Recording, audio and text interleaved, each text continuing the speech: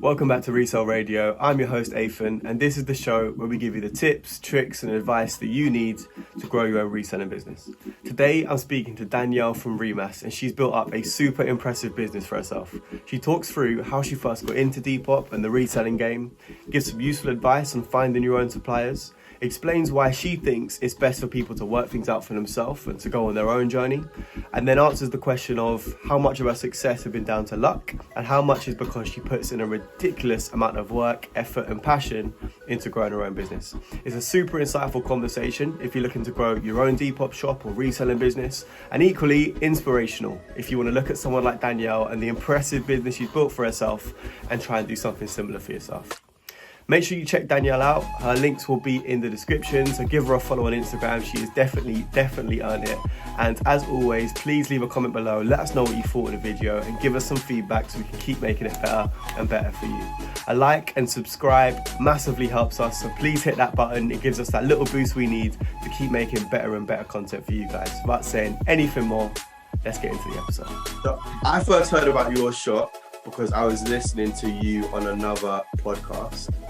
And then once I started looking into what you're doing and like following your pages and that, I realized how busy you were. So you're always on Instagram, active on there, on your TikTok. You're constantly uploading stuff to your shop. You've got a ridiculous number of clothes in your house.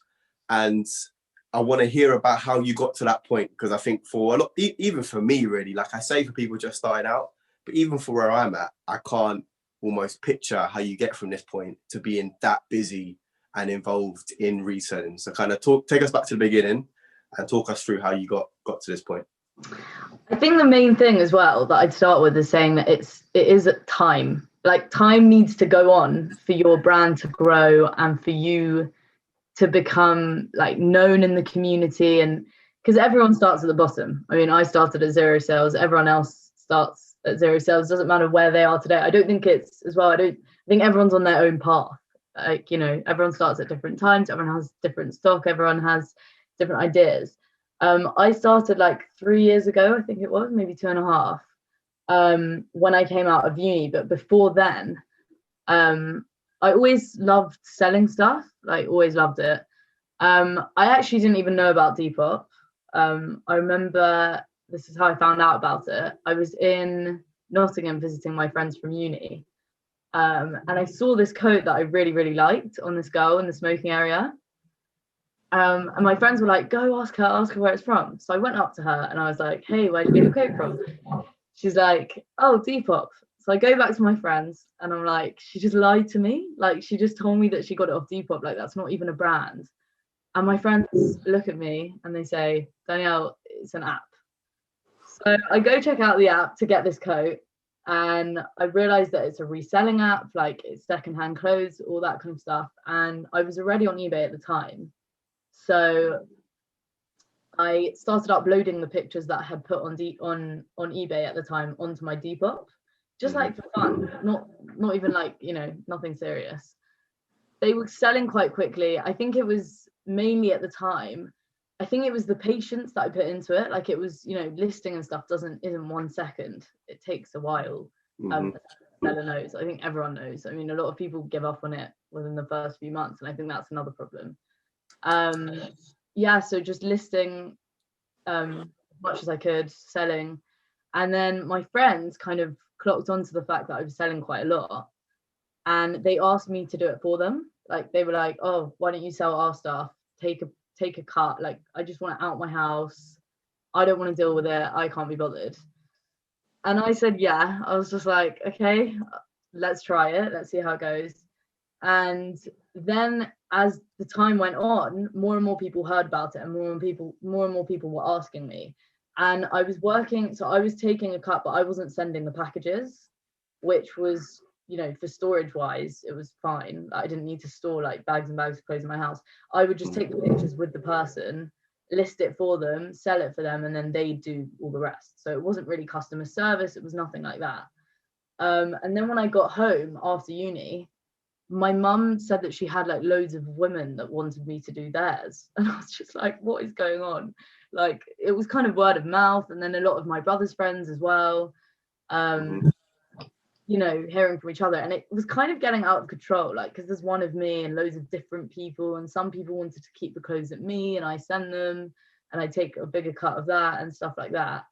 I just one day looked at what I was doing, and I thought, this is so silly that I'm selling clothes for £20 and only getting £2 of it. Like, which sucker's going to do this? Like, I was also on the side, you know, at the time, going into charity shops, selling stuff on the side, but it was mainly other people's stuff. Because when I was growing up, I was never like a fashionista. I never was interested in vintage and that kind of stuff. But as the years went on, like when I went to uni, and I kind of got more interested in it, and then I developed a taste. And also from selling for other people, I realized what would sell and what wouldn't. So I kind of developed expertise in that sense. So it was a journey. It wasn't overnight for sure. And then when I decided to stop selling for other people, I messaged all of them I remember on the same day, I was just like, I don't have time for this. I'm really sorry. I'm going to give you back all the clothes. You know, some of them were like, they'd been doing it with me for ages, so they knew the day was coming that I'd eventually be like, right, I need to stop being a sucker and just, you know, take this on my own. And then I went to charity shops, car boots, started doing that. And then kind of realized, okay, how do I level this up? Because I think every seller gets to a point where they look at their shop and they get bored of the same stuff. They compare it to shops and they think, or I was thinking, okay, my stuff's not special enough. What stops other people? You know, car boots and charity shops are great because it is one-off items, but the brands and stuff that we get here is a certain type of, like, for girls' clothes anyway, like Jane Norman and stuff like that. It's English brands. So I thought, okay, well, I'm going abroad. Like, I go to Israel all the time because I'm from there. I was born there. So I was there once visiting my grandparents, and my mum was like, I've heard about this market. Do you want to go?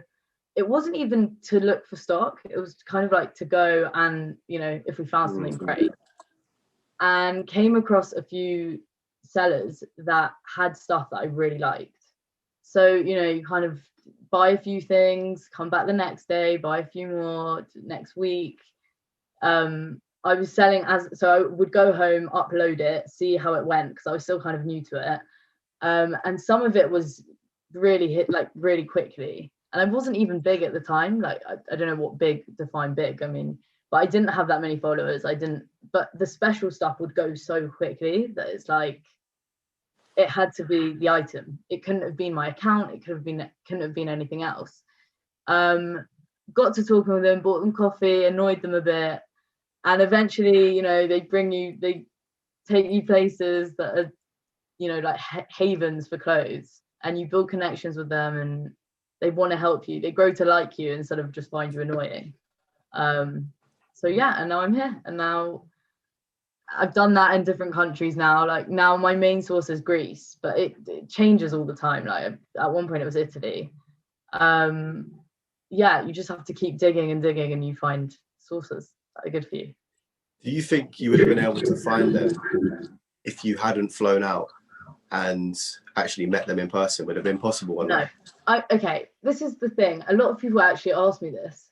I think it is so important to meet these people, and to, like, I know because of Corona, obviously everything's changed so much. Like, people get stock online and it is fine. Like, it is. But I think building a relationship, we're human beings, like building social interaction is so important, as I think we know from this COVID thing. It is the difference between meeting someone who sells clothes in person, and because I have suppliers that I've met over the phone during COVID, it's so different, because when they meet you, you're young as well. Some of them love that I'm young, and like they love that my mum helps me, and that it's like, you know, it's an effort to help a young woman, you know, in business or whatever. So a lot of them, when they meet me, they have so many questions for me, and whereas over the phone it's just like, hi, what's the price, what's this, like there's not much you can ask because you can't see me or like understand what I'm doing from that. So I think it is important. I think now there's no choice, but when given the choice, I think it's an important jump to do. Obviously it's privileged to be able to go to get on a flight, but if you've hustled to the point where you have money, I think it is so important, and it will save you a lot of money in the future, because sourcing abroad is way better than sourcing in England. Like it, the UK is expensive. It's not necessarily there aren't good suppliers in the UK, but the UK is a small part of the world. So there must be amazing suppliers in other parts of the world. And in particular, suppliers that other people probably aren't using because they're so focused on what's going on in the UK. So I think that's definitely an element of it. I think a lot of people, a lot of the time, ask me, what's your source? What's your this? And I think people are focusing on the wrong thing. It is not what mine is, because mine won't help you. Like, you could go meet these people in the market and they won't open up to you, because it took me ages. Like, it didn't go and say, hey, show me what you've got. And they just, not all of them have these places that you look for and whatever. I think the importance is go try on your own and find your own connections and make it, because there are so many clothes lying about waiting to be, secondhand clothes. It's a massive, there's enough for everyone. Like, there is enough for everyone. And I really don't think, I think the work you put into it is the work you get, is what you get out of it. A lot of the time, like trying to steal someone else's source won't do anything for you. You need your own taste, your own connections, your own, it's all together. Obviously, times like this, it's difficult to go fly places. But even like these Zoom calls, like the amount of relationships I've built, it means a lot more than a phone call. Like sitting down with someone for an hour and not just talking about what you're going to buy from them, but getting to know them a bit and what they do and some of the things they're interested in. It just helps so much for actually then closing the deal and getting a relationship going. And also, I think the route to, again, define success, I don't know. The route to success is to find things on your own and to learn yourself. Like the journey that this sounds so like, who am I? But the journey that you make to get places is important. Like I've learned so much along the way from different supplies that I've had, and what works here. And when I was like 2 years ago, I had a really different taste, different everything. You learn as you go, and that's the most important thing. Like these things, if it happened overnight, you wouldn't learn anything and you wouldn't be able to grow from it. So yeah, every day you learn something. You just learn something new, and you're able to get better from it. Think how many Depop sellers there are, but very distinctly, there's only one Remass. It has its such separate identity from all the other shops. Exactly. Everyone there's space for everyone. It's how you decide to, you can learn from others, of course, like the learning's there. Like, I just think, when people ask you where your source is from and stuff like that, it's just a bit, there's no point. Do you want the name, the number? Do you want to come with me? It's not, I think it's kind of a rude question, but people don't mean it rudely. They just, they just see you do it and they think, oh, it looks easy. I want to do it. I want to make some money. Mm-hmm. But yeah, I don't think it's like that at all. Yeah, but what you're saying is that that is the obvious piece of the puzzle, but there's so many more pieces that you can't see that without, the supply doesn't really mean anything. It's not gonna you're not gonna be able to just replicate it because you know exactly where the clothes are coming from. Yeah, exactly. Yeah. So, right at the beginning, you were talking about, how much stuff was going on. You're doing it alongside university as well. And as I said, I've seen on your shop how many items you're actually dealing with. How do you keep yourself motivated to actually keep going? Because you went through that same phase that we went through, where you start to get a little bit bored and you want to kind of up things. How do you push through it on a day-to-day? The way I see it, and this is, everyone has down days. I think it's difficult when it comes to this, because everyone looks at it and is like, oh my God, it's my dream job. Like, oh my God, I love my job. I do. But I think a lot of people love their job, even if you work in an office, but doing the same job every day becomes boring. You've got to keep it interesting. So how would you keep motivated? You just come up, sometimes it's hard. Sometimes I cannot be bothered to put clothes on and look in a mirror. It sounds so ridiculous, but it's boring and it takes hours. And my favorite part is sourcing, and I could do that for days and days and days. But even when I went to Greece for 2 months before this lockdown, and it was hard, every morning to wake up at 8 and go home at 9 p.m. It's hard work. You just have to keep thinking in your head, to grow, you need to do the work, and the work's not going to be done for you, especially when you've got your own business. You have to keep motivated. It's kind of not an option to say, you can have days off and stuff, but overall it's not an option to just one day decide okay, I can't keep going. I don't want to keep going. you have to just push yourself. And even on the bad days, you know, you remember like, right, I had loads of sales the other day, it'll be fine. Like, it's harder. I think it's harder when you're working for yourself, but you just got to push through. What is the driver for you? Like, why do you want to run a business? Why are you trying to build something? I don't know. I've always loved, for me, it's the business is the fun bit. The clothes I love, and the sustainability is so important. Like, it's taught me a lot. Having a Depop account and running a sustainable business has taught me a lot about sustainability. You know, no one knows everything, and we're all learning as we go. But yeah, it's given me the environmental facts, the environmental positivity and stuff. What's the main driver? I enjoy it. I don't know. I like selling. Like, I've always loved the actual selling stuff, like the feeling you get. I actually miss the feeling that I used to get when I first started. Nothing beats your first sale, or like the buzz you get, like when you don't have now, because I have constant sales, I forget it sometimes, but the buzz you get from like getting the notification, and then even if it's like for £1, it's just the fact that it's out your house, and you know, I just love the buzz, I think. When we got our first sale, and we probably made like £1 or £2 off it, but it was like the most important £1 or £2 we had ever made. So yeah, I mean, it meant so much. Hope. Yeah, it gives you hope. I also really, really, really love seeing people being happy in stuff that I'm selling. Like, not even about the pictures, just that they're enjoying it and it's going to a home that, like, instead of sitting in a dump, it is now being used. Like, I love that. Like, you know, some of the clothes I found in Greece recently, like literally full of gunk. It was disgusting. We brought them home, washed them. It's almost like, you know, taking an animal in. I don't know. Brought them home, washed them, and now they're good as new, and people are buying them, and people love them. And it's like, that would have just gone into landfill. How sad is that? Like, it's almost like saving clothes. But also, I really, really enjoyed the sourcing. It's really fun. It's like digging for gold. Yeah. And you know, sometimes you just find nothing and nothing and nothing for hours, and then you just find a bag, and you're like, oh. This is a question I specifically thought for you. How much do you think because I mean, you've done a lot in 3 years. I know you said you've been going for a while, but I mean, I've been going for 3 years and I'm nowhere near this big on Depop. And I like to think I work relatively hard, but I'm sure you do. Probably not so much at the beginning, if I'm being honest, actually, thinking about it. But how much do you think the success you've had is because of hard work, and how much do you think is because of luck?